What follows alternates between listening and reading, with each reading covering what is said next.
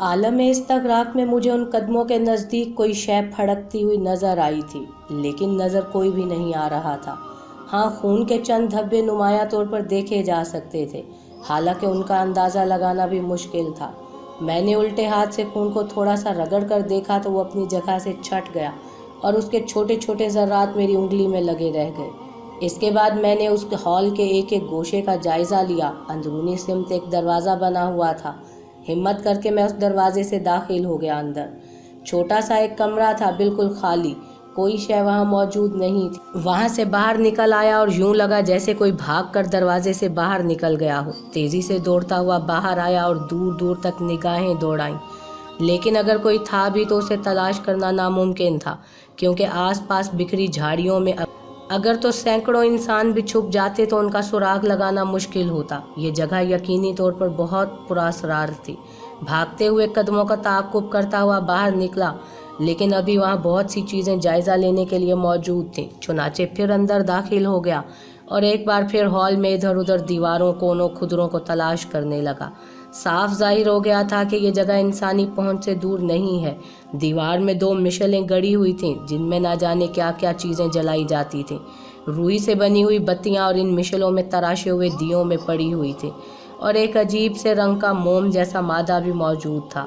ये बत्तियां यकीनन रोशन कर दी जाती होंगी, हो सकता है यहाँ पूजा होती हो। जाहिर है मज़हब के मतवाले अपने अपने धर्म के मुताबिक ये अमल करते ही हैं, लेकिन जगह बेहद भयानक और पुरअसरार थी। मैंने उसका पूरा जायज़ा लिया और इसके बाद वहाँ से भी बाहर निकल आया। झाड़ियों के दरमियान से गुजरता हुआ एक बार फिर खेतों के करीब पहुँचा। 4-5 अफराद पर मुश्तमिल एक गिरोह नज़र आया, जो हाथों में लाठियाँ लिए चौकन्ने अंदाज में आगे बढ़ रहा था। ये सब गैर मानूस शक्लें थीं, लेकिन वो शायद मुझे जानते थे। तीखी निगाहों से मुझे देखने लगे और मेरी तरफ इशारा करके बातें करने लगे। मैं खुद ही उनके करीब पहुंच गया। मैंने कहा, क्या कर रहे हो भाई? उसी चुड़ैल को तलाश कर रहे हैं। डाइन बचकर जाएगी कहाँ हमारे हाथों से। अरे बस्ती में आग लगा दी है उसने, हर घर में रोना पीटना मचा हुआ है उसकी वजह से। भगवान की सौगंध नजर आ जाए, जीता नहीं छोड़ूं। मैंने एक ठंडी सांस ली और वहां से आगे बढ़ गया। फिर मकानों के बीच से निकला था कि सामने मुखिया का घर नजर आ गया। गालबन ये उकबी रास्ता था।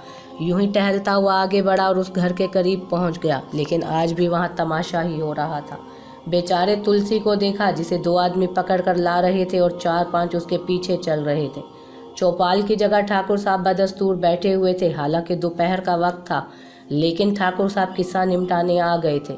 मैं भी तेज तेज कदमों से आगे बढ़ता हुआ उनके करीब पहुंच गया। ठाकुर साहब किसी कदर नाखुशगवार अंदाज में उन लोगों को देख रहे थे। वो बोले, अरे तुम इस बेचारे के पीछे काहे पड़ गए हो? आखिर मार दो ससुरे को, 2 लाठियां मारो, भेजा निकाल दो, बाहर कर दो इसको, जान तो छूटे इसकी। ठाकुर जी झूठ नहीं कह रहे हम लोग, सौगंध ले लो हमसे भी और इससे भी। इससे पूछो रात को भाग भरी इसके पास आई थी या नहीं। क्यों रे, बता भाई बता, क्या करें तेरा हम? अरे बस्ती छोड़कर ही चला जा पापी, कहीं मारा जाएगा लोगों के हाथों। धत तुम्हारे की। अरे आई थी वो क्या तेरे पास? आई थी ठाकुर, तो फिर तूने पकड़ा उसे? पकड़ा था, मगर इन लोगों ने पत्थर मार मार कर हमारा सत्यानाश कर दिया। वो हमें धक्का देकर निकल भागी। ये झूठ बोलता है ठाकुर, इसने उसे पत्थरों से बचाने के लिए अपने बदन के नीचे छुपा लिया था। तो पापियों भैया तो है ना, क्या करता क्या करता? अरे तुम लोगों को भगवान का खौफ है कि नहीं? सारी बस्ती पर तबाही लाओगे? तुम मुझे बताओ, ठंडे मन से बताओ, सोच कर बताओ। तुम्हारी बहन पागल हो जाती, कोई उस पर इल्ज़ाम लगा दे कि वो डायन है, और तुम अपनी आंखों से उसे देखो ही ना, तो क्या मरवा दोगे उसे बस्ती वालों के हाथों? पत्थर मार मार कर सर खुलवा दोगे उसका? अरे इसने अगर ऐसा किया भी है तो कौन सा बुरा काम किया? तुम ये बात कहना चाहते हो कि ये भी अपनी बहन के साथ बच्चों को मारता है? बोलो, जवाब दो। अगर ऐसा नहीं है तो फिर इस बेचारे के पीछे क्यों पड़ गए हो? जाओ पकड़ लो कहीं से भाग भरी को, ले आओ सुसरी को मेरे पास। मैं खुद तुमसे कहूँगा कि जान निकाल लो उसकी। अरे किसी ने ठीक से देखा तो है नहीं और पड़ गए पीछे। देखो मैं तुमसे पहले भी कह चुका हूँ और अब फिर कह रहा हूँ, इसे समझा लो तुलसी को। इसके बाद अगर तुम में से किसी ने हाथ लगाया तो मुझसे बुरा कोई नहीं होगा। और भाग भरी के बारे में भी मैं तुमसे यही कहता हूँ, देख लो, पकड़ लो तो जान से मत मारना, पहले मेरे सामने लेकर आना। वह तुम में से किसी को नहीं खा जाएगी, समझे? सुरमाओ, उस बेचारे को बार बार पकड़ कर ले आते हो, ये इंसाफ नहीं है ठाकुर साहब। यह आवाज़ जनक राम की थी। अरे जनक राम भैया, हम जाने हैं तेरे मन में आग लगी है, ऐसा तू ना कर जैसा तू कर रहा है। भाग भरी को एक बार फिर पकड़ कर ले आएगा तो हम तुझसे कुछ ना कहेंगे। इस बेचारे की जान के पीछे क्यों लग गए हो तुम लोग? देख तलसिया, भाग भरी अगर तेरे पास आ जाए तो भैया मत बनियो उसका, पकड़ कर हमारे पास ले आना। अरे हम भी तो देखें जरा डाइन को खुली आंखों से, पता तो चल ही जाएगा सुसरी कब तक छुपी रहेगी। तुम लोगों ने तो भैया मगज खराब करके रख दिया। ठाकुर कोहलीराम दोनों हाथों से सर पीटने लगा। इसे कुछ नहीं कहोगे ठाकुर? जनक राम बोला। क्या कहें और क्या कहें, बताओ और क्या कहें? अरे इधर आ तलसिया, इधर हमारे पास आ। तुलसीराम आगे बढ़कर उनके पास चला गया।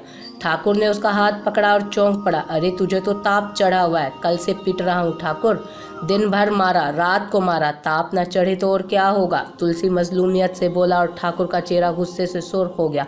पापियों, जान लिए बिना ना छोड़ोगे इसे? अरे कुछ तो शर्म करो, शर्म करो कुछ तो। सुनो रे, कान खोल कर सुन लो सबके सब। जनक राम तू भी सुन ले भैया, तेरा दुख अपनी जगह, मगर तुम सब ने मिलकर हमें मुखिया बनाया तो मुखिया का मान भी दोगे। इसके बाद तुलसी को कोई हाथ ना लगाएगा, वरना हम पुलिस को बुलाएंगे और फिर देख लेंगे एक एक को। इसका पार्ट ले रहे हो ठाकुर? किसी ने कहा।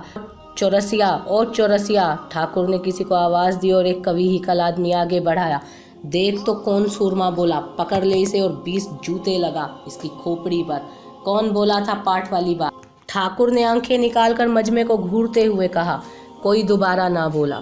ठाकुर ने उस वक्त शायद मुझे देखा। बात समझ में आ गई हो तो जाओ अपने अपने घरों को, जो कहा है उसे याद रखना, वरना जिम्मेदार खुद होगे। जबान चलाओ हो हराम खोरो हमसे, जाओ सबके सब। लोग गर्दनें झुकाए चल पड़े। मैं भी वापसी के लिए मुड़ा तो ठाकुर ने जल्दी से कहा, अरे ओ दारोगा जी, तुम कहाँ चले? जरा इधर आओ हमारे पास। मैं जानता था दारोगा किसे कहा गया। रुक गया, मुड़कर ठाकुर कोहलीराम के पास पहुँच गया। जी ठाकुर साहब, मेहरबानी, तुम्हारी भाई के इज्जत से नाम ले लिया। हम तो समझ रहे थे कि भंगी चमार कहोगे हमें। आप ये क्यों समझ रहे थे ठाकुर साहब? मैंने मुस्कुरा कर कहा।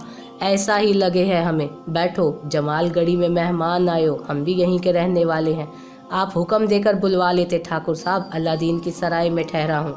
तुम हमारा हुक्म काहे मानते भैया? देवल में बसो हमारी क्या? दोपुर से सलाम तो किया ना तुमने? सलाम अपनी मर्जी से किया जाता है ठाकुर। आपकी बस्ती में भी मुसलमान रहते हैं, आप ज़रूर जानते होंगे कि मुसलमान किसी के हुक्म पर नहीं झुकते। अरे बैठो तो 2-4 घड़ी कुछ जल पान करो। शुक्रिया, मैं बैठ जाता हूँ। तुम खूब फंसे इस फेर में। बस्ती में किसी से मिलने आए थे या ऐसे ही गुजर रहे थे? बस गुजर रहा था ठाकुर। पता नहीं मेरी बदकिस्मती थी या किसी और की कि मैंने वो मंजर देख लिया। भगवान जाने क्या सच है क्या झूठ, फैसला तो भगवान ही करेगा। भाग भरी बाउली हो गई है, बच्चे मर गए थे उसके, पति भी मर गया बेचारा, मगर ऐसे कैसा हो गया? ऐसी औरत डाइन कैसे बन गई? वो बाउली तो है, हो सकता है बच्चे की लाश पड़ी और वो पागल उसके पास बैठकर उसे टटोलने लगी हो। तुमने गौर से उसे देखा था? वो बच्चे को मार रही थी।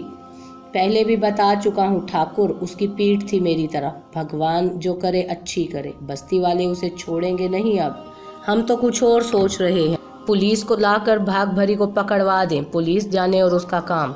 अभी ठाकुर ने इतना ही कुछ कहा था कि अंदर से एक लंबी तगड़ी औरत निकल आई और कड़क लहजे में बोली, तुम्हें पंचायत लगाने के अलावा और कोई काम भी है? जब देखो पंचायत लगाए बैठे। काका बुला रहे हैं इतनी देर से। मैंने औरत पर निगाह डाली और दफातन दिल धक से हो गया। ये चेहरा अजनबी नहीं था, ये वही चेहरा था जिसे मैंने मराकबा करते हुए देखा था। अच्छे नकूश मगर करख्तगी लिए हुए।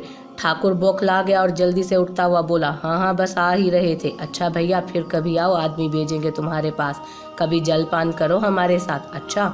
वो उठकर अंदर चला गया, लेकिन मेरा जहन चकराया हुआ था। वही चेहरा था, 100% वही चेहरा था।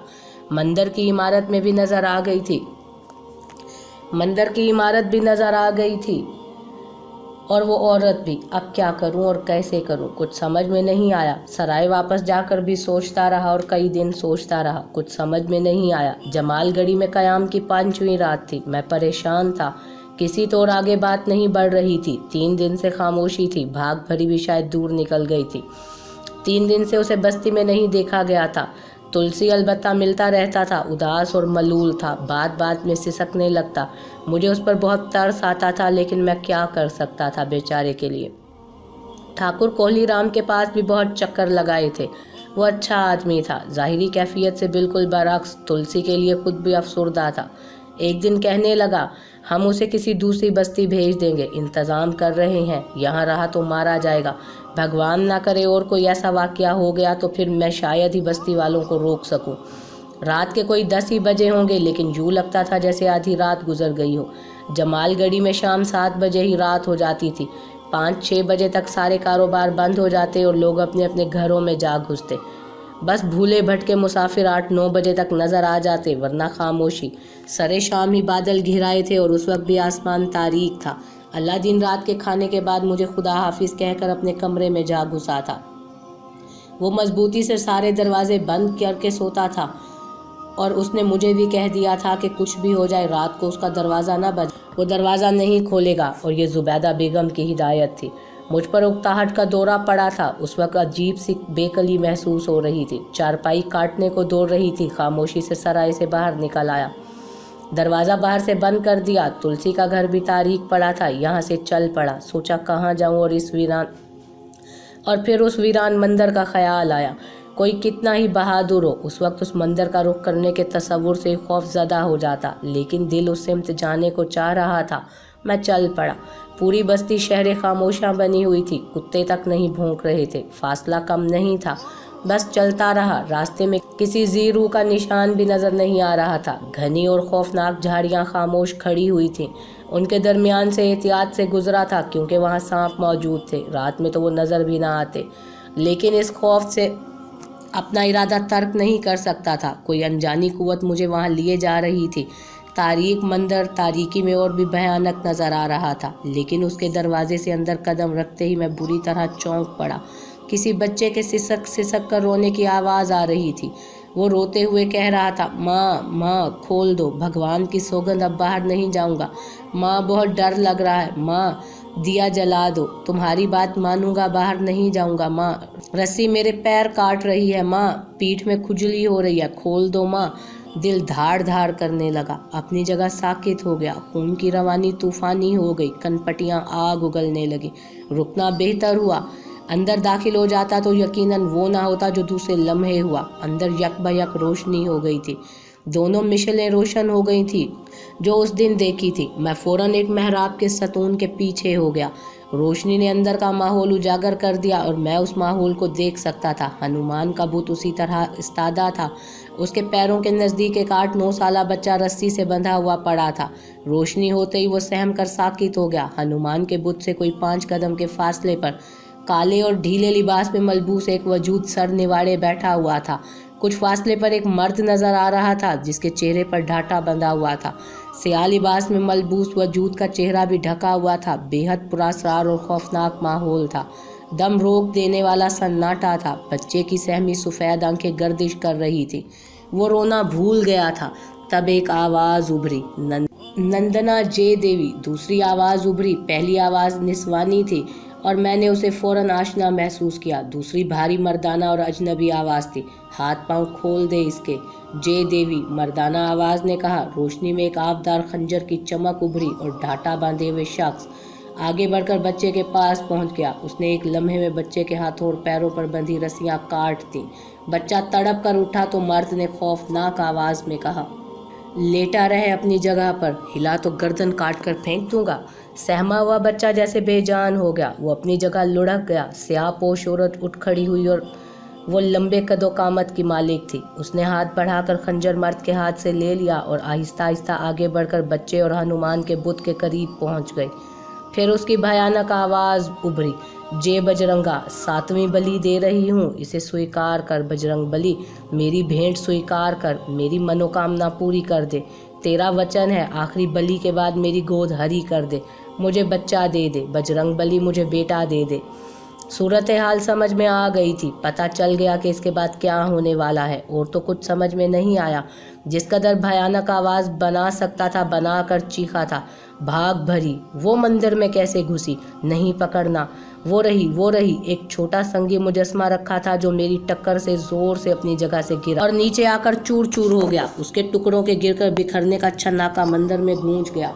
मुझे खुद यूं महसूस हुआ जैसे मेरे साथ बेशुमार लोगों कि चीखें सुनाई दी हों और नतीजा निकल आया। औरत से पहले मर्द भागा और उसके पीछे औरत कलांचे खाती हुई बाहर भागी। वो मशलें जली छोड़ गए थे। अपने अमल को पुख्ता करने के लिए मैंने और ज़ोर ज़ोर से चीखना शुरू कर दिया।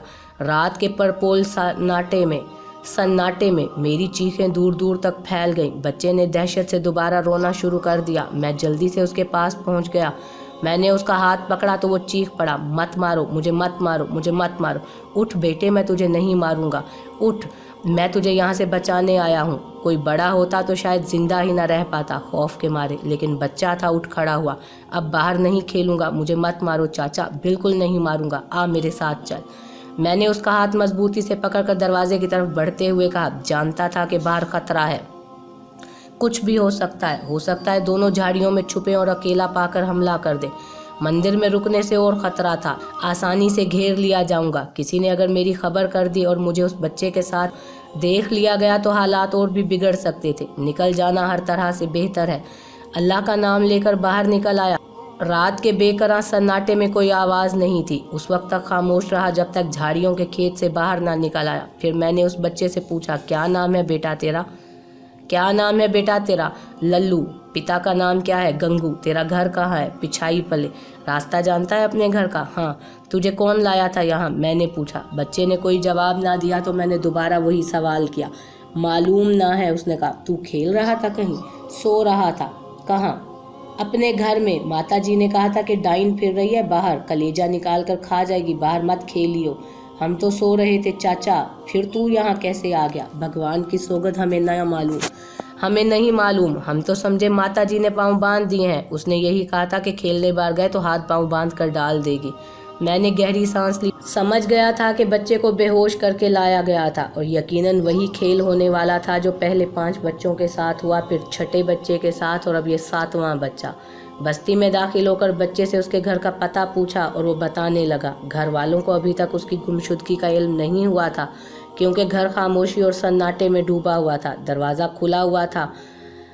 ये यकीनन उन लोगों ने खोला होगा जिन्होंने बच्चे को अगवा किया था। मैंने लल्लू से कहा, तेरे घर वालों को अभी कुछ नहीं मालूम, जा दरवाज़ा अंदर से बंद कर लेना, जा अंदर जा। बच्चा अंदर चला गया और मैं फ़ौरन वहाँ से वापस चल पड़ा। मेरी आज की बेकली ने बहुत अहम इंकशाफ किया था। एक बच्चे की जान बच गई थी और मैं बहुत खुश था। यहाँ सराय में भी वही कैफियत थी। किसी को ना मेरे जाने की खबर हुई ना वापस आने की। अपने कमरे में आ गया और फिर बिस्तर पर लेटकर इस बारे में सोचने लगा।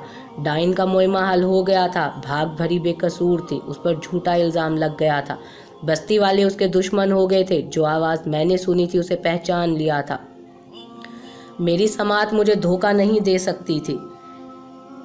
ये 100% कोहलीराम की बीवी की आवाज़ थी। दूसरा नाम नंदा का था जो उसका शरीकेकार था। उसके अल्फाज याद आ रहे थे। 7वीं बलि दे रही हूँ, मेरी गोद हरी कर दे, मुझे बच्चा दे दे, मुझे बेटा दे दे। तो ये किस्सा है, वही काला जादू, वही मकरू इल्म। कमबख्त औरत ने एक औलाद की खातिर 6 चराग गुल कर दिए थे।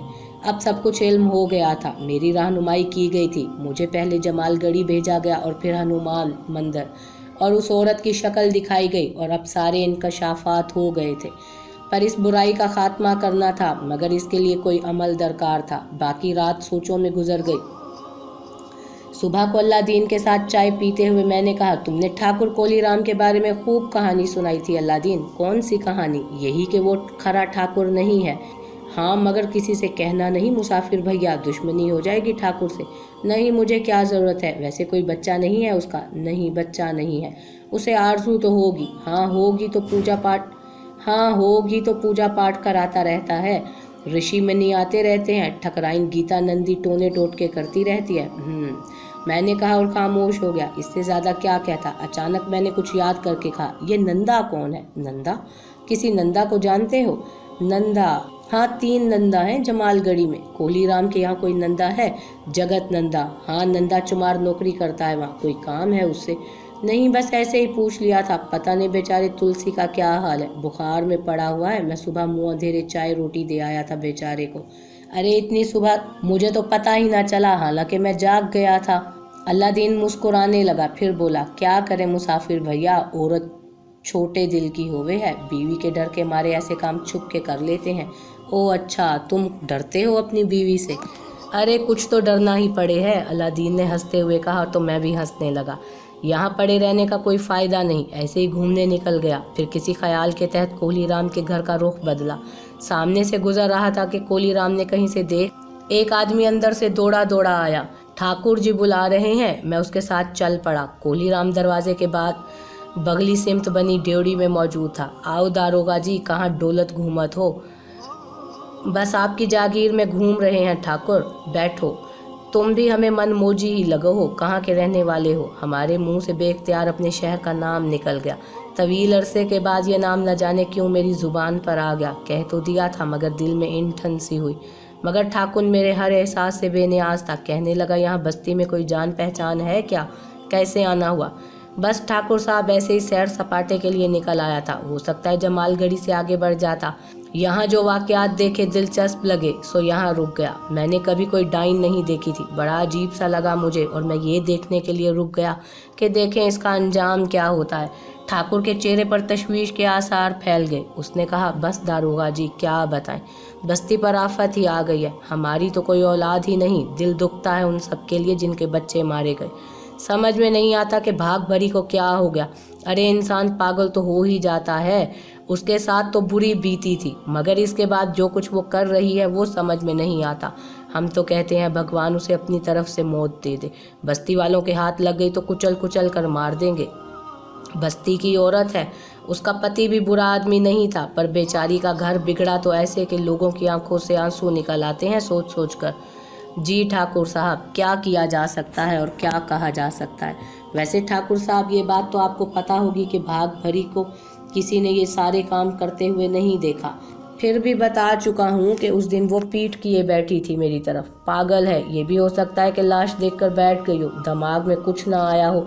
ठाकुर खामोशी से सुनता रहा। फिर वही हुआ जिसकी मुझे उम्मीद थी और जिसका शायद इंतज़ार भी था। ठकराइन अंदर दाखिल हो गई। मुझे देखकर ठिठकी, देखती रही और मैंने महसूस किया कि उसके चेहरे पर सोच के आसार नमूदार हो गए। लेकिन ठाकुर साहब किसी कदर हवास बाख्ता हो गए। जल्दी से बोले, आओ आओ, इनसे मिलो, बस्ती के मेहमान हैं, यहाँ आए हुए हैं सैर सपाटे के लिए। और दारोगा जी, ये हमारी धर्म पत्नी है, बड़ी महान है ये।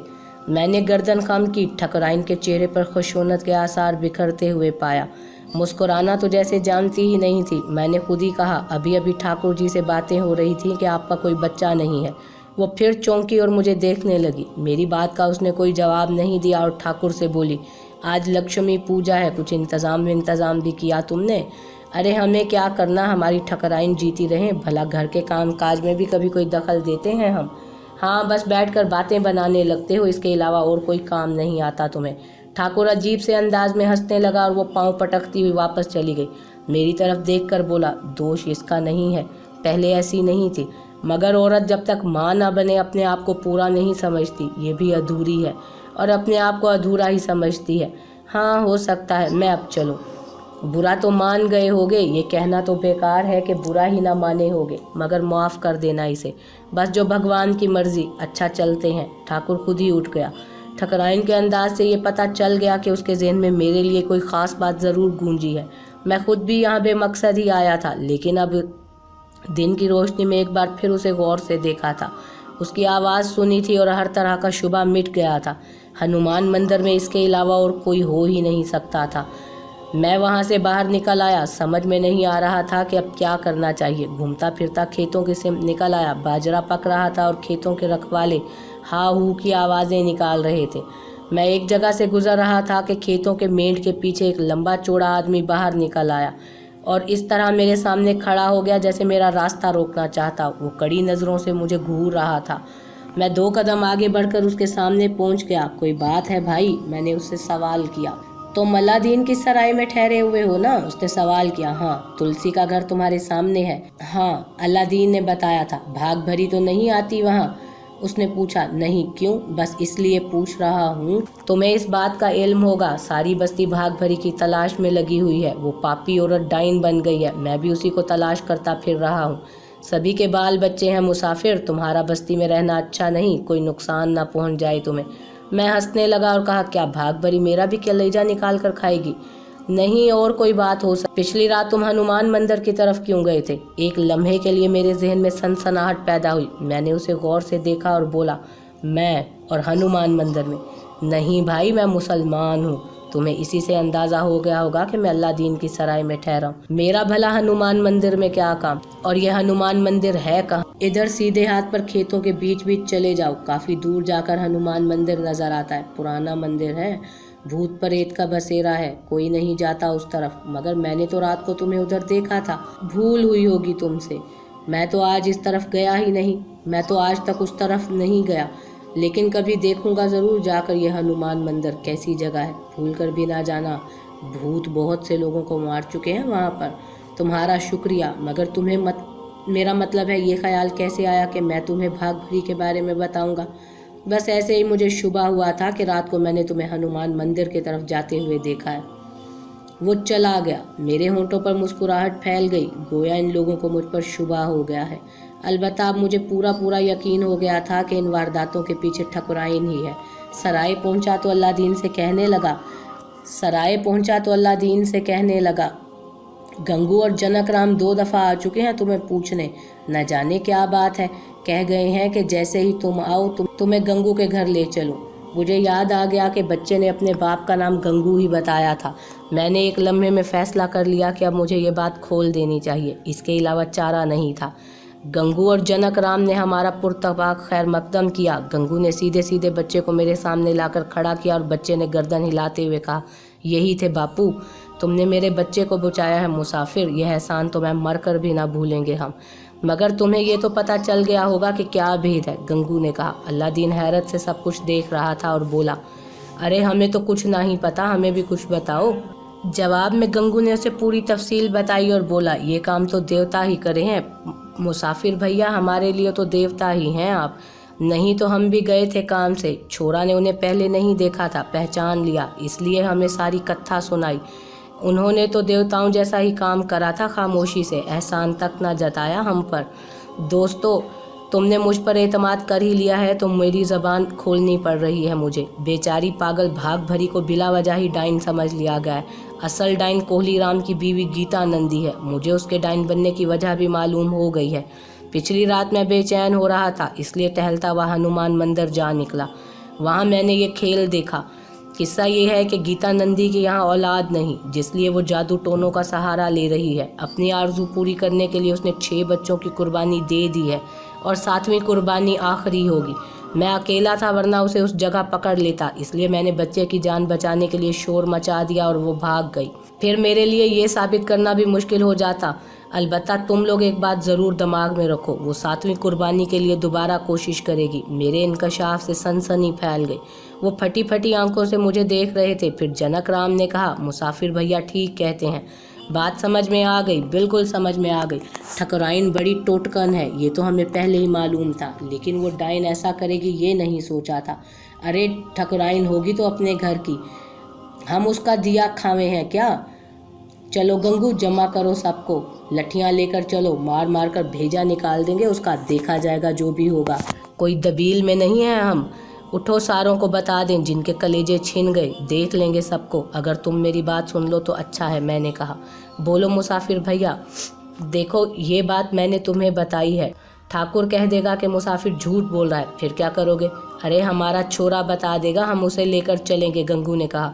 मेरी कुछ और राय है, तुम उसे हनुमान मंदिर में पकड़ो, उस वक्त जब वो ये अमल कर रही हो। नंदा चमार उसके लिए बच्चे उठाता है, तुम्हें किसी ऐसे बच्चे को छोड़ना पड़ेगा जिसे नंदा उठा ले।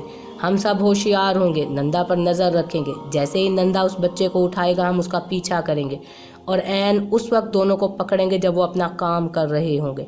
और अगर चूक हो गई तो? जनकराम बोला, चूक होगी कैसे? बड़ा अच्छा मशवरा दिया है, ये फिर कोई क्या बोलेगा? अल्लादीन ने कहा, सो तो ठीक है, मगर बच्चा कौन सा होगा? मेरा बच्चा होगा, मेरा कल्लू होगा। अल्लादीन सीना ठोंक कर बोला और मैं चौंक कर उसे देखने लगा।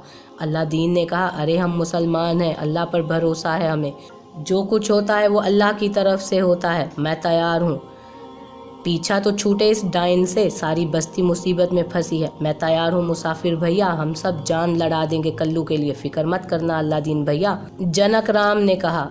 इस आमादगी के बाद इस मंसूबे की नोक पलक संवारी जाने लगी। बिलाखिर तमाम बातें तय हो गईं।